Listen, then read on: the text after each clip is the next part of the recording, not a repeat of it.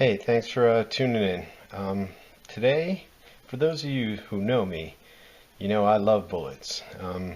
Anything pre-1865, I collect. I mean, I love them. Mostly American Civil War bullets, but today we're going to talk about bullets from the Crimean War, which lasted from October 1853 to February 1856.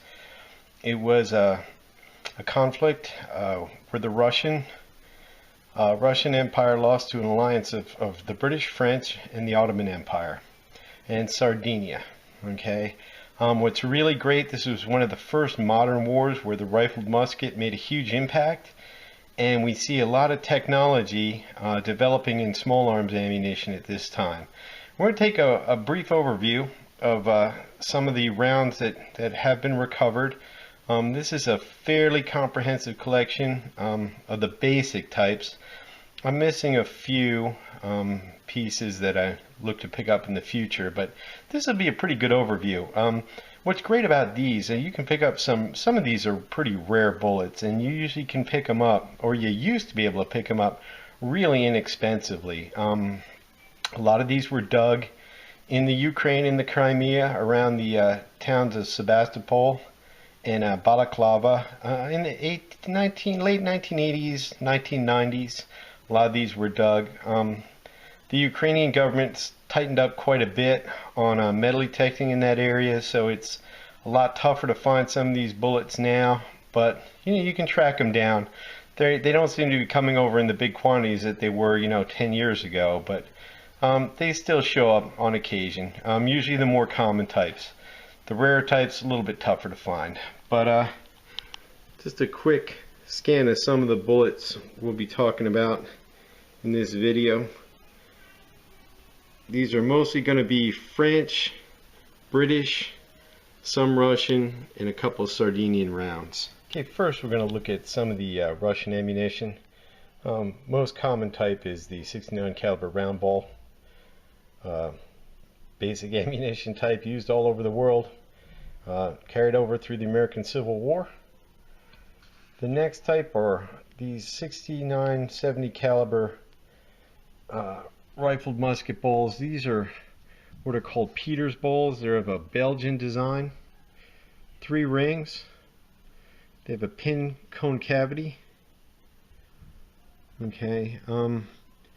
I've looked at quite a few of these over the years. I've never really noticed much difference in the ring orientation of the molds, except for these two. You can see one has a fairly narrow pin and one has a thicker pin at the truncated end. It's the only differences I've noticed in these balls before. The next is the Russian Brunswick Lutich rifle. Okay, this is about a 70-71 caliber ball with a flange on each end. For the Brunswick or Lancaster pattern of rifling, this Lutich rifle is actually again made in Belgium, that the Russians imported. This type of ball is really very neat. They were able to achieve fairly good accuracy using this elongated rifle projectile with these flanges in the grooves of the rifled musket. The British had adopted the Brunswick pattern of rifling earlier on a belted round ball, found it very insufficient, but the Belgians and Russians were able to actually make the weapon somewhat usable. It was actually, there's some period accounts of these being quite effective at pretty great distances. A similar ball to this type actually was used in very limited quantities during the American Civil War. Alright, we're going to take a look at a couple of the French bullets right now. First is the 1846 French Temissier 69 caliber cast in mold, solid base. These bullets, and there's another example used by Sardinia, which I'll show in a few minutes, which is almost identical. The French version tends to have a straighter side, not quite as oval as the Sardinian bullet, but both are solid body, solid base, cast 3 rings. All right, here is the French ball for the Guards rifle, again cast in mold, nose cast, through big Lavelle cavity, fairly high base. Not dissimilar to some of the French dragoon bullets that were used in the Civil War, but there are some differences. You know, when you put these up against the Civil War versions, you see there are some slight differences both in the cavity. The French ones, the Civil War ones, the most common ones tend to have a triangular cavity. These again have the big deep Lavelle cavity and the high base. Alright, next are a couple of the Sardinian bullets. Again, this is the 3-ring solid base type, quite like the French Timissière, but you can see that the nose is much more rounded. The nose shoulders are much more rounded than on the French example. Otherwise, they're almost identical. Again, cast in mold, solid base. This is the Sardinian Bergliaseri rifle. These were actually didn't even come in a paper cartridge. These are cast bullets, about 69 caliber, maybe a little less. Pointed nose. These actually they would carry these in a shot pouch. Pour powder in the barrel and load the ball in separately. Again, these weren't issued in a paper cartridge like most of the rest of the bullets were.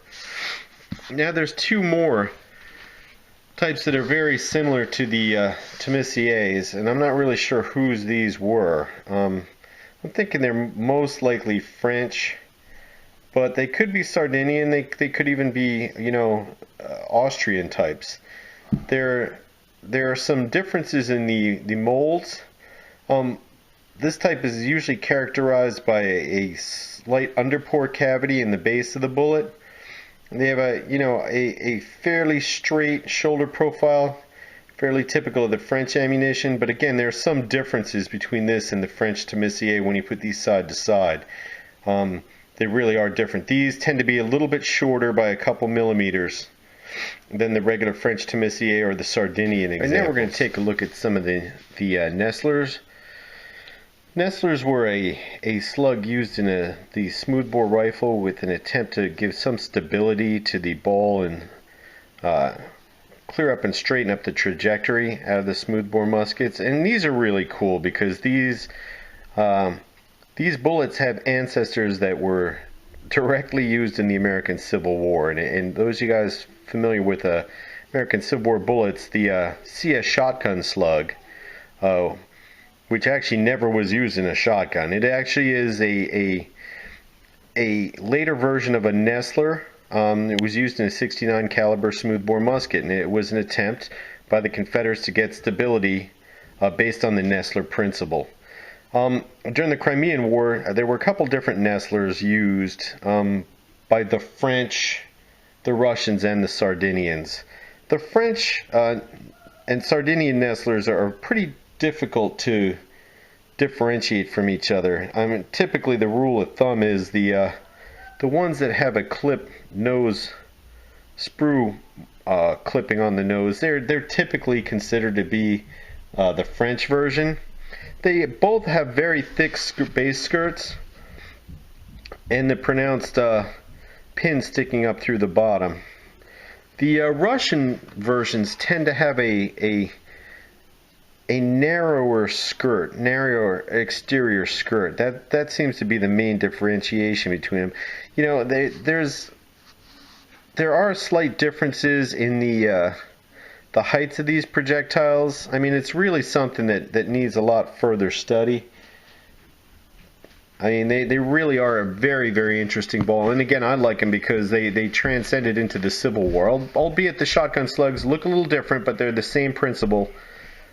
The same concept. Take a look at some of the English rounds. There's a lot more variety in the English ammunition than of any of the other forces involved in the Crimean War.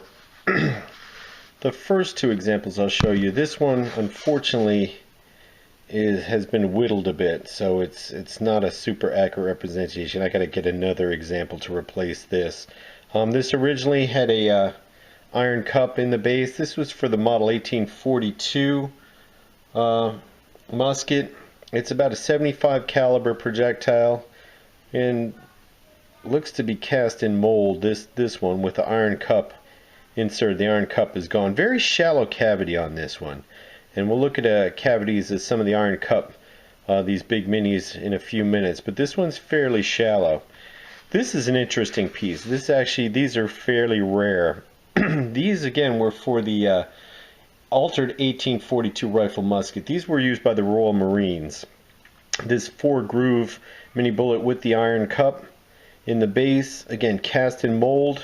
These aren't pressed, these are cast. It's believed that these were experimental and that they were only brought over in very limited quantities. They seem to have only been found in the area around Balaclava, not at the siege of Sebastopol itself.